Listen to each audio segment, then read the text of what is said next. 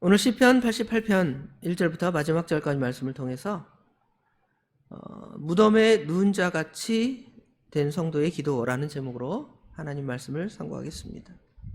여기 5절에 보면 죽은 자 중에 던져진 바 되었으며 죽임을 당하여 무덤에 누운 자 같으니,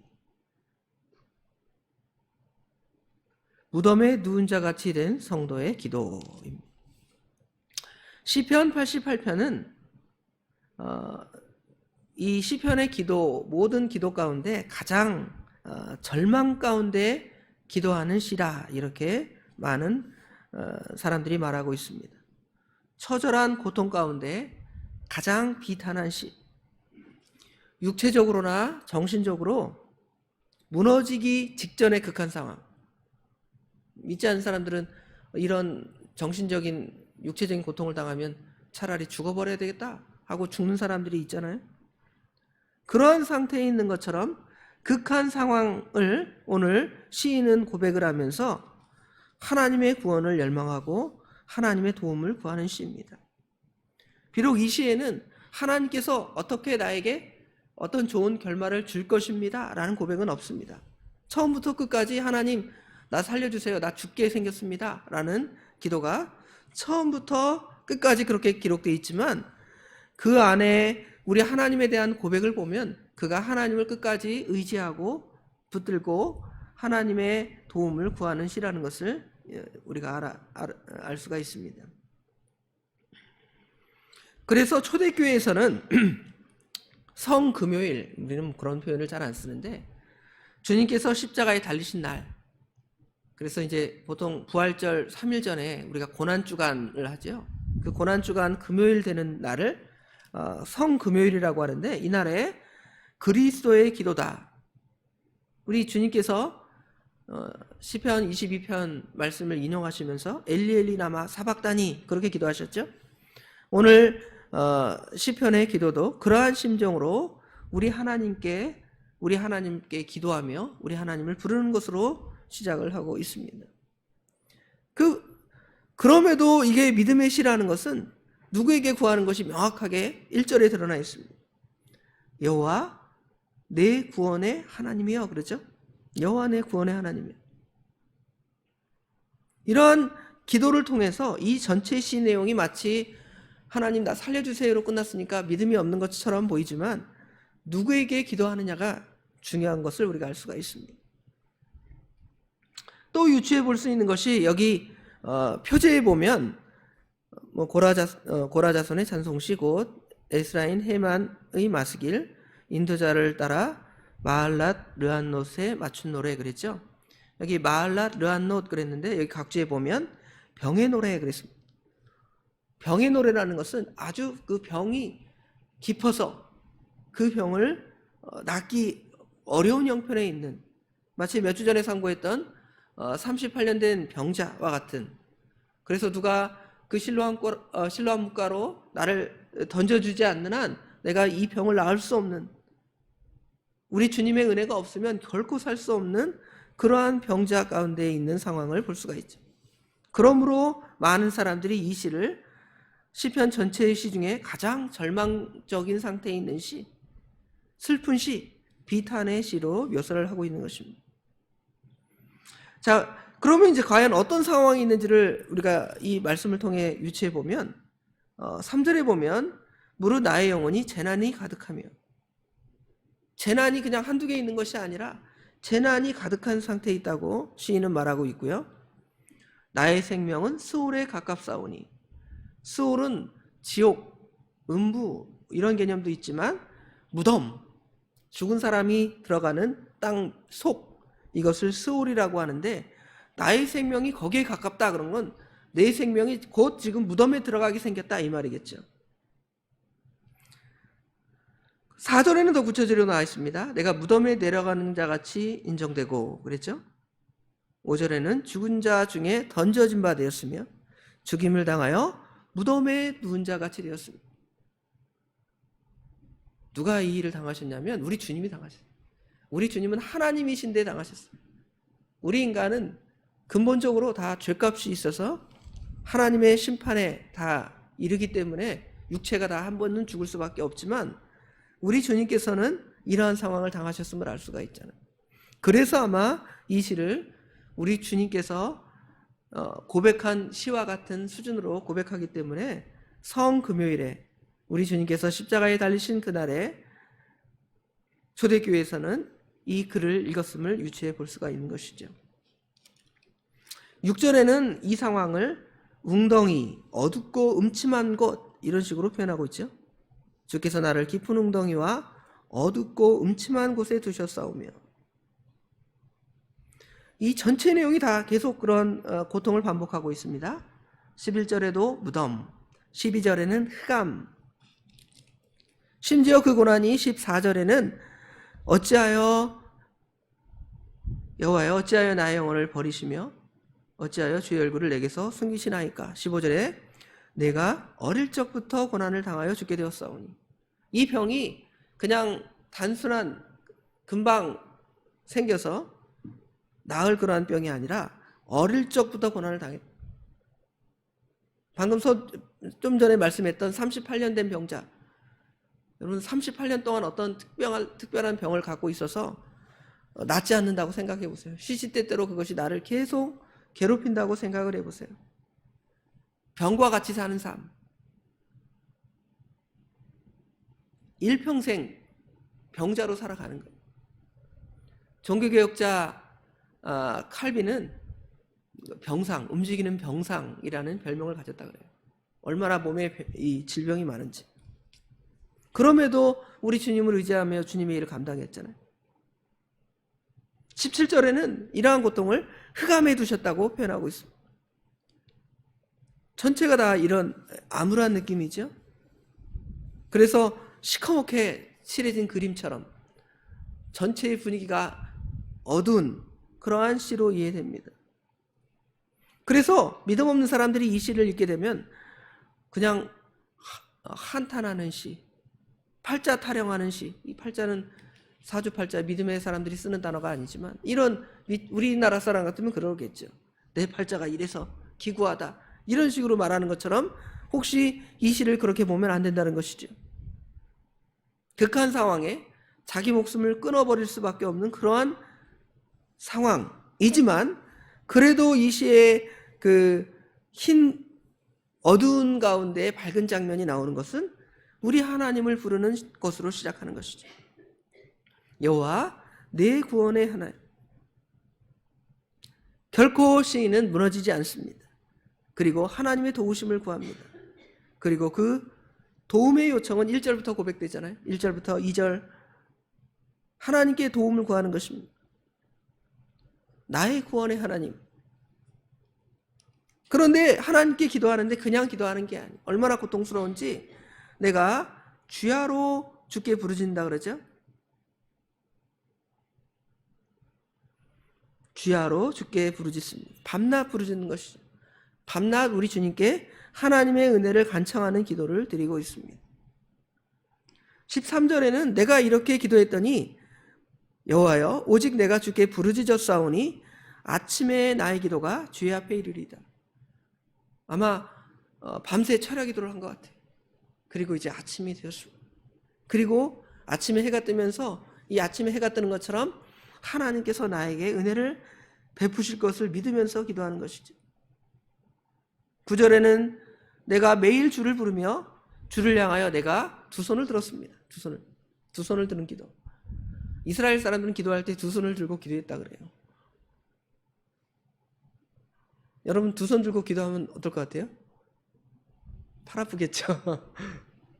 모세가 두 손 들고 기도한 것처럼 이스라엘 사람은 그렇게 기도한다. 하나님의 은혜가 아니면 살 수 없음을 보여주는 것이죠. 그럼에도 무너지지 않는 장면이 드러나는 것이 11절에 보면 주의 인자하심이 무덤에서 주의 성실하심을 멸망 중에서 선포할 수 있으리이까. 주의 인자하심이 있고요, 주의 성실하심이 있습니다. 주님의 헤세드, 주님의 그 믿을만하심, 성실하심이라는 단어는 우리가 성실이라는 단어를, 성경의 성실이라는 단어는 신실하신, 믿을만한 분이라는 단어를 늘 표현하고 있습니다. 우리 주님은 사랑이 많으시고 또 성실하셔서 그 약속의 말씀을 하나도 뭉개지 않으신 분이십니다. 우리는 어떤 약속을 했다가 내가 손해가 되면 그 약속을 뭉개잖아요. 그리고 거짓말까지 할 수도 있습니다. 그러나 우리 하나님은 끝까지 신실하셔서 우리에게 은혜를 베풀어 주시는 분이시죠. 그래서 주의 인자하심을 어디에서 지금 선포할 수 있게 해달라는 것입니까? 무덤에서. 주의 성실하심을 멸망 중에서 선포할 수 있겠습니까? 이렇게 고백하지만 반문하는 것처럼 보일 수 있지만 사실은 그 단어 자체, 주의 인자하심, 주의 성실하심, 이런 단어가 벌써 그 안에 하나님을 믿고 의지하는 그러한 시로 보여집니다. 과연 이 시인이 왜 이런 기도를 하고 어떤 고통을 당하는지, 왜 고통을 당하는지에 대한 구체적인 묘사는 드러나 있지 않습니다. 그냥 자신의 그 아픔만 고백하고 있는 것이죠. 다윗이 전에 시편 32편에 보면 자신이 고통을 당하는 장면을 자신의 죄악 때문이라고 분명히 말하고 있습니다. 내 죄악 때문에 주님께서 나를 눌러서 내 진액이 그냥 내 몸에서 다 빠져나갔다고 고백하잖아요.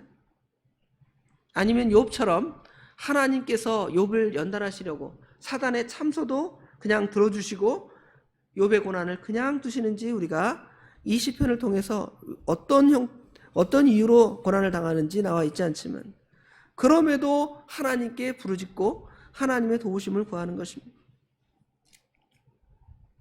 이 시는 결코 희망이 완전하게 드러나 있지 않습니다.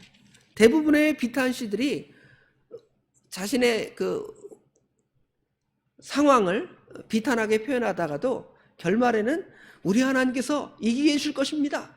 이렇게 신앙 고백이 드러나 있잖아요. 그런데 여기는 그렇게 드러나 있지 않습니다. 그런데 이러한 시 가운데서도 하나님을 못 믿을 존재나 자기의 고난을 한탄하는 저주의 악한 마음을 품는 시가 아니라 이러한 고통을 마무리하면서도 언젠가는 하나님께서 나를 도우시고 여전히 하나님이 나를 사랑하시는 그러한 억구들이 이 안에 또 이렇게 묻혀져 있습니다.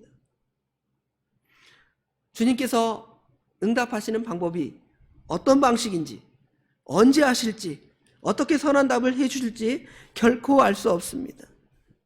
혹시 그런 고통에서 나를 버린다 하실지라도, 혹시 아까 처음에 서두에 말씀드렸던 바와 같이 본시가 우리 주님께서 고난 당하셨을 때에 많은 사람들이 고백했던 것처럼 우리 주님이 죄가 하나도 없으시지만 그 고통 당하심을 통하여 그 고난과 또 부활의 승리를 통하여 이 모든 인류가 당하는 병, 모든 인류가 다 죽음에 이르는 병이잖아요. 죽음에 이르는 병. 나는 병 안 걸렸는데요. 뭐 혈압도 없고 당뇨도 없고 아무것도 없습니다. 고지혈증도 없어요. 괜찮습니다. 이게 아니라 모든 인류가 다 죽음에 이르는 병. 죽을 수밖에 없는 하나님의 영원한 심판에 이를 수밖에 없는데 그것을 누가 당하심으로요? 우리 예수님께서 십자가 고통을 당하심으로 무덤에 누운 자 같이 된 성도, 무덤에 누운 자 같은, 무덤에 누우신 주님. 우리 주님은 무덤에 누운 자 같은 모습이 아니라 실제로 무덤에 누우셨습니다. 사도신경 신앙고백의 그 음부강화에 대한 표현이 우리 성경에는, 우리 사도신경에는 고백되어 있지 않지만 지옥에 내려가시다 이렇게 표현되어 있어요. 음부에 내려가시다. 여기 이걸 뭐 다양하게 해석하지만 아마 결국은 우리 주님께서 그 음부의 고통을 당하는 장면으로 생각해 보든지 아니면 그 헬이라는 단어를 그냥 무덤에 내려가셨다는 개념으로 생각을 하든 스올로 생각을 하면 무덤을 생각할 수 있어요. 우리 주님이 그런 고통을 당하셨습니다. 그런 고통을 생각하면 우리가 어떻게 되는 것입니까? 주님을 의지할 수밖에 없고 주님께 감사할 수밖에 없는 것입니다.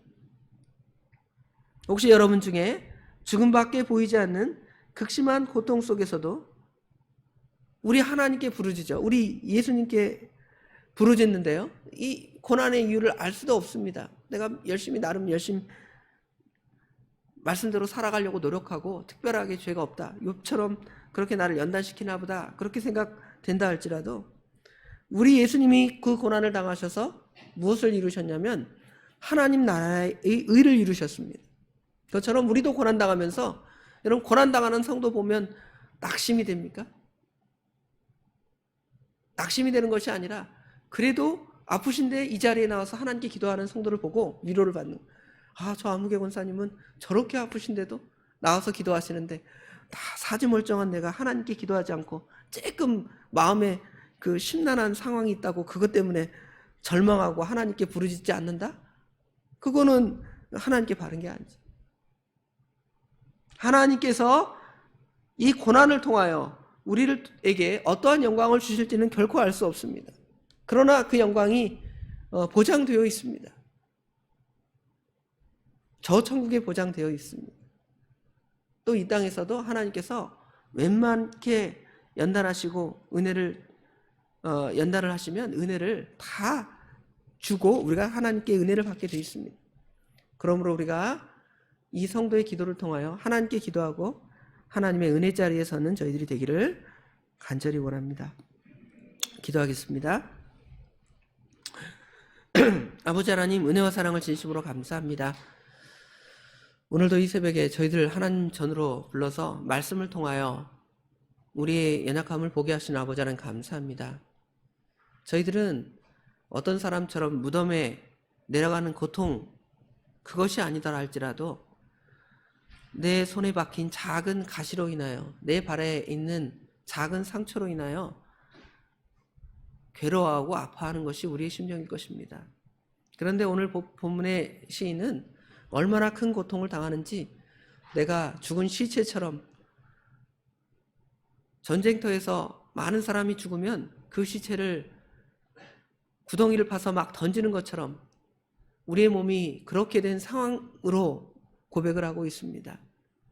사실은 우리가 실제적으로 육체적으로 그렇지 않다 할지라도 우리 아버지 하나님의 십자가의 대속의 은혜, 예수 그리스도의 대속의 은혜가 아니면 그렇게 전쟁터에 죽어간 비참한 그것보다 더 영원한 하나님의 심판, 영원한 불지옥에 들어갈 수밖에 없는 것이 저희들의 상황일 터인데, 우리 주님께서 그 고난을 당하시며 하나님의 은혜를 아버지 하나님 모든 백성들에게 나누어 주신 것처럼 저희들도 이러한 고난을 당할 때 주님이 당하신 고난을 묵상하며 또 하나님께서 우리에게 어떠한 선하신 결말을 주실 것인가를 소망하면서 나의 구원의 하나님, 인자와 신실하심, 성실하심이 충만하신 하나님을 고백할 수 있는 저희들이 되어서 언젠가는 주님께서 우리에게 복된 은혜로 모든 것을 회복하게 하실 때에 그 은혜를 더 찬송하며 감사하는 자리에 설 수 있도록 우리 하나님 친히 도와주시옵소서. 오늘 하루 주님께서 온전히 주장하여 주실 줄 믿습니다. 우리 성도들 날씨가 추워서 감기에 들지 아니하도록 우리 하나님께서 지켜주시고, 오늘 하루도 하나님의 선하신 뜻을 우리의 삶의 터전 곳곳에서 이루어 나갈 수 있는 우리 도봉의 모든 식구들이 될 수 있도록 우리 하나님 도와주시옵소서. 모든 걸 하나님께 맡깁니다. 우리 하나님 함께하여 주실 줄 믿사옵고 예수님의 이름으로 간절히 기도드리옵나이다. 아멘.